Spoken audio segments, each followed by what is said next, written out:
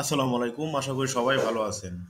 ২০শে জানুয়ারি থেকে শুরু হয়ে গেছে এলাকায় গিয়ে ভোটার হালনাগাদ কার্যক্রম শুরু নির্বাচন কমিশন কর্তৃক। আপনার এলাকায় তথ্য সংগ্রহকারী কর্মীরা যাবে আপনার তথ্য নেয়ার জন্য।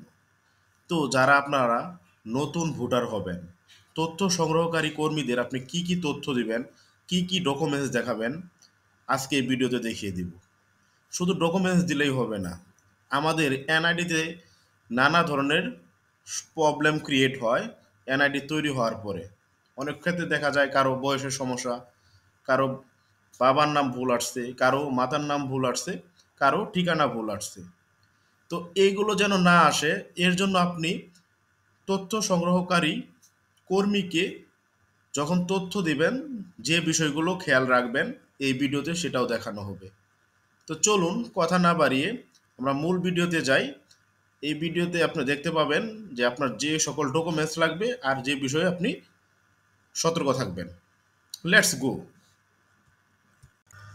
তথ্য সংগ্রহকারী কর্মীকে আপনার যে সকল ডকুমেন্টস দেখাতে হবে। নাম্বার 1, 17 ডিজিটের অনলাইন জন্ম সনদের কপি। নাম্বার 2, জাতীয়তা অথবা নাগরিকত্ব সনদের কপি। নাম্বার 3, নিকট আত্মীয়র এনআইডি ফটোকপি। এটা পিতামাতা, ভাই বোন ইত্যাদি হতে পারে। নাম্বার 4, এসএসসি দাখিল বা সমমান অথবা অষ্টম শ্রেণী পাশের সনদের কপি। এটা হচ্ছে প্রযোজ্য ক্ষেত্রে, এটা সব সময় লাগবে না, সবার ক্ষেত্রেও লাগবে না। নাম্বার 5, ইউটিলিটি বিলের কপি।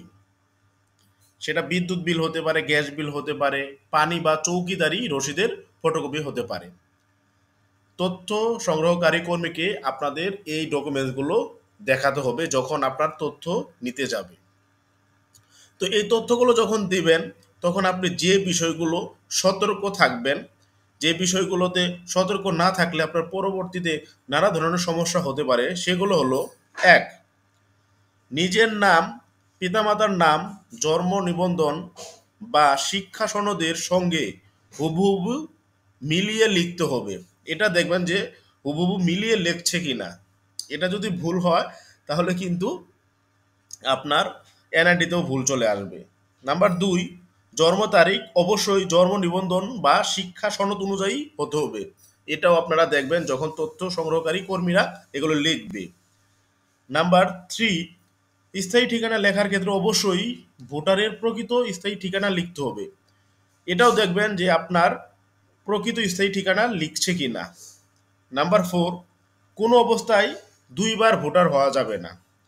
দুইবার ভোটার হওয়া কিন্তু দণ্ডনীয় অপরাধ। সুতরাং আপনারা এটা ভাববেন না যে আমি দুইবার ভোটার হয়ে যাব, বাংলাদেশ নির্বাচন কমিশন বুঝতে পারবে না।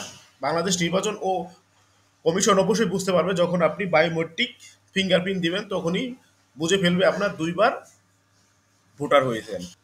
সো আপনারা যারা নতুন ভোটার হবেন এই বিষয়গুলো খেয়াল রাখেন, আর খেয়াল রেখে এখনই আপনারা তথ্য সংগ্রহকারী কর্মীকে আপনাদের ডকুমেন্টস দিয়ে এবং সতর্ক থেকে ভোটার হয়ে যান। তো আজকের মতো এখানেই ভিডিও শেষ করব। যদি ভালো লাগে অবশ্যই আমাদের পাশে থাকবেন। আল্লাহ হাফিজ।